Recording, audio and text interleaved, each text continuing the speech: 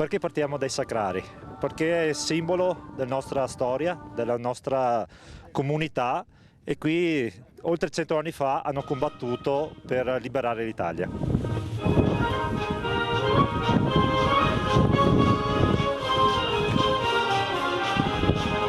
È casa loro, anche della sezione di Treviso, insieme alle altre sezioni che insieme collaborano, ed è un bel momento per celebrare il centenario che si apprestano a iniziare a festeggiare oggi.